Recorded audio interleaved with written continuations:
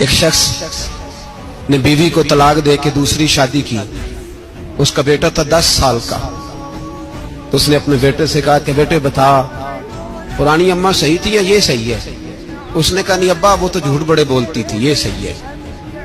وہ جھوٹی تھی، وہ جھوٹ بڑے بولتی تھی میری سگی اماں، یہ سچ بولتی ہے. اس نے کہا وہ کیسے؟ کہنے لگا اس لیے کہ میں کوئی شرارت کرتا تھا تو میری سگی اماں مجھے تھپڑ مارتی تھی، کہتی تھی تجھے روٹی نہیں دینی، جا دوڑ جا گھر سے. تو میں دوڑ جاتا تھا تو جھوٹ بولتی تھی نہیں دینی، پھر آدھے گھنٹے کے بعد مجھے ڈھونڈنے لگ جاتی تھی، ڈھونڈ کے لاتی تھی، پھر میری منت کرتی تھی، پھر مجھے کہتی تھی نہ مجھے ستایا کر، پھر میرا ماتھا چومتی تھی، پھر میری مرضی کا کھانا بنا کے دیتی تھی، پھر میرے منہ میں لقمے ڈال دی. جھوٹی تھی، پہلے کہتی ہے نہیں دینی، پھر پیچھے بھاگتی ہے. یہ سچی ہے.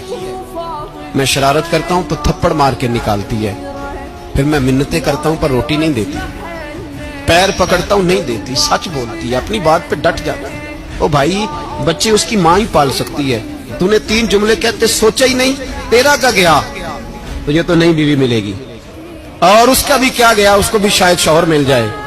ان پھولوں کی پرورش صرف ان کا مالی کر سکتا ہے، دوسرا کر سکتا تو نے حوصلہ ہی نہیں کیا. ٹھیک ہے غلطی بیوی کی تھی پر تو مرد تھا نا، تیرے پاس تو دلیری تھی. فٹافٹ 3 طلاق کے جملے کہہ دیے. اور میرے رسول پاک علیہ السلام نے فرمایا جائز کام بڑے ہیں پر طلاق جائز تو ہے پر میرے رب کو پسند نہیں، اللہ کو پسند. تو نے مالی بگا دیا جس نے تیرے گھر کا باغ سینچنا تھا. تو بھائی یہ حوصلہ نہیں، درجنوں طلاقیں، 20 کیس، اور ابھی وہ شادی کے پورے کپڑے نہیں پہنے تو طلاق پہلے. اس کی وجہ یہ کہ حوصلہ نہیں، صبر نہیں، رضا نہیں، ہم احساس نہیں کرتے.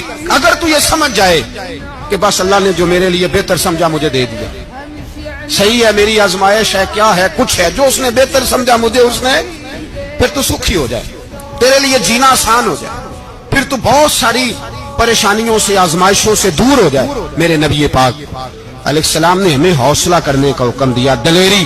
تو بھائی حوصلہ پیدا کر، علم پیدا کر. بہت ساری ایسی باتیں کرے گی جس میں اشتعال آئے گا، فٹافٹ 3 لفظ طلاق کے دے دیے، اب بھاگا گیا مفتی صاحب کے پاس، او ہو 4 بچوں کا کیا بنے گا. اور یہ بات پکی ہے کہ بچوں کو صرف ان کی ماں ہی پال سکتی ہے، ان کی ماں.